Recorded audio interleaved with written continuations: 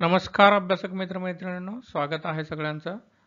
आज आहे 6 मे आणि आज आपण चालू घडामोडी बघणार आहोत MCQ फॉर्मॅटमध्ये. तुम्ही जर चॅनलला नवीन असाल तर चॅनलला सबस्क्राईब करायला विसरू नका. चला मग सुरुवात करूयात 6 मेच्या चालू घडामोडी. पहिला प्रश्न बघा. नुकताच world press freedom index 2024 release झालेला आहे आणि त्यात इंडियाची रँकिंग किती आहे? तर इंडियाची जी रँकिंग आहे ती आहे ऑप्शन क्रमांक बी 159 किंवा 159. आधी इंडियाची रँकिंग 161 होती आणि ही जी world press freedom index J आहे ते टोटल 180 देशांचा तो इंडेक्स जारी केला जातो. तो इंडेक्स कोण जारी करतं हा प्रश्न बराच वेळा विचारला गेलेला आहे. त्याबद्दल थोड्याशा फॅक्ट्स जाणून घेऊयात. World press freedom index WPFI हा एक वार्षिक किंवा ॲन्युअल रँकिंग इंडेक्स आहे. हा पब्लिश केला जातो. सगळ्यात महत्त्वाचा आहे reporters without the borders that is RSF 2002 पासनं हा रिपोर्ट पब्लिश करत आहे. लक्षात घ्या, हा प्रश्न बराच वेळा आलेला आहे. Reporters without the border release करतं वर्ल्ड प्रेस फ्रीडम इंडेक्स. याचं काम काय आहे तर हा प्रेस फ्रीडम इंडेक्स जो आहे तर तिथल्या जर्नलिस्ट, त्या पर्टिक्युलर देशाचे जर्नलिस्ट किंवा न्यूज ऑर्गनायझेशन्स असतील किंवा नेट युजर्स असतील, हे कितपत फ्री आहेत हे ते रिपोर्टच्या अनुषंगाने सांगितलं जातं. तर जर 2024ची रँकिंग जर बघितली तर फर्स्ट 3 कंट्रीज ज्या आहेत, Norway first country, Denmark second आणि स्वीडन जे आहे ते थर्ड आहे. लक्षात घ्या, नॉर्वे 2024चा वर्ल्ड प्रेस फ्रीडम इंडेक्सचा टॉप कंट्री आहे. त्याच्या व्यतिरिक्त साऊथ एशियामध्ये जर बघितलं तर इंडिया, जसं मी सांगितलं 159, इंडियाने 161 पासून 159 पर्यंत इम्प्रूव्हमेंट केलेली आहे. त्याच्या व्यतिरिक्त बघा, पाकिस्तानची इम्प्रूव्हमेंट आहे ते इंडियापेक्षा वरती, म्हणजे 152nd पोझिशनला आहे आणि श्रीलंका 150th पोझिशनला आहे. तर असा हा वर्ल्ड प्रेस फ्रीडम इंडेक्स. पुढचा प्रश्न बघा.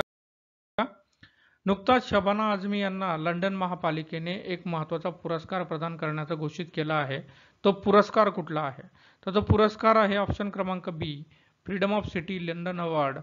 हा अवॉर्ड साऊथ एशिया आणि लंडन कोऑपरेशन यांनी मिळून हा अवॉर्ड दिला जातो. तर शबाना आझमी यांना हा अवॉर्ड देण्यात येणार आहे. शबाना आझमी यांच्याबद्दल थोडीशी इन्फॉर्मेशन जाणून घ्यायचा प्रयत्न करूयात. यांना आतापर्यंत, म्हणजे शबाना आझमी ह्या जवळपास 160 पेक्षा जास्त चित्रपटांमध्ये यांनी आतापर्यंत काम केलेलं आहे. त्यांना 5 वेळा national film award for best actress दिला गेलेला आहे. त्याच्या व्यतिरिक्त 6 फिल्मफेअर अवॉर्ड सुद्धा त्यांच्या नावावर आहेत. आणि भारत सरकारचे महत्त्वाचे जे पुरस्कार आहेत त्यात पद्मश्री आणि पद्मभूषण हा त्यांना 1998 आणि 2012 अनुक्रमे देण्यात आलेला आहे. याच्या व्यतिरिक्त त्या गुडविल अँबॅसेडर सुद्धा आहेत युनायटेड नेशन्स पॉप्युलेशन फंडच्या. पुढचा प्रश्न बघा.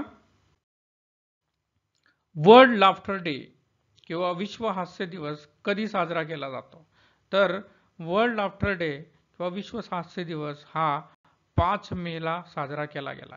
लक्षात घ्या, वर्ल्ड लाफ्टर डे हा मेचा पहिला जो रविवार असतो त्या दिवशी साजरा केला जातो. लाफ्टर ॲज अ थेरपी याचं महत्त्व पटवून देण्यासाठी हा दिवस साजरा केला जातो. आता मे मधील काही महत्त्वाचे जे दिवस आहेत तेही आपण अधोरेखित करूयात. 1 मे महाराष्ट्र दिवस आणि गुजरात दिवस म्हणून सेलिब्रेट केला जातो. याच्या व्यतिरिक्त आपल्याला माहिती आहे की इंटरनॅशनल लेबर डे म्हणून सुद्धा 1 मेचं महत्त्व आहे. 2 May world tuna day, 3 May press freedom day, 4th May coal miners day, तसंच 4th May international fire fighters day, 5th May जसं सांगितलं वर्ल्ड लाफ्टर्स डे आणि 6th मे जो आहे तो इंटरनॅशनल नो डाएट डे म्हणून सेलिब्रेट केला जातो. पुढचा प्रश्न बघा. नुकतेच पेटीएममध्ये भरपूर प्रमाणात चेंजेस करण्यात आलेले आहेत डायरेक्टर लेवलला किंवा हायर पोझिशन्सला. तर CEO पदी नुकतीच कोणाची निवड करण्यात आलेली आहे? तर त्याचं उत्तर आहे ऑप्शन क्रमांक सी राकेश सिंग. राकेश सिंग यांनी नुकताच वरुण श्रीधर यांच्या जागी as a CEO of PTM म्हणून कारभार सांभाळलेला आहे. पुढचा प्रश्न बघा. Who won the recently concluded AFC Under-23 Asian Cup? Asian Football Confederation अंडर-23 चा एशियन कप हा कोणी जिंकला आहे? हा प्रश्न आहे आणि उत्तर आहे पर्याय क्रमांक बी, जापान. जापानने हा जो कप आहे तो दुसऱ्यांदा जिंकलेला आहे. हा AFC 2023 अंडर-23 हा जो एशियन कप आहे याला मुळात सुरुवात 2012ला झाली होती अंडर-22 कॅटेगरीत, पण 2016 पासनं हा अंडर-23 कॅटेगरीत खेळला जातो. याचं जे विनर्स आहेत त्यांना ऑलिम्पिकमध्ये क्वालिफिकेशनचे चान्सेस सुद्धा असतात. त्याच्यामुळे ही स्पर्धा महत्त्वाची आहे. ही स्पर्धा जी 2024ची आहे ती कतारमध्ये आयोजित करण्यात आली होती आणि सेकंड पोझिशनला जपान, नंतर सेकंड पोझिशनला उझबेकिस्तान आणि थर्ड पोझिशनला इराक हे देश आहेत.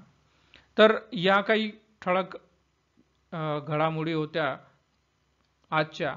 जर तुम्हाला व्हिडिओ आवडला असेल, एफर्ट्स आवडले असतील तर चॅनलला सबस्क्राईब करा, व्हिडिओला लाईक करा आणि शेअरसुद्धा करा. धन्यवाद.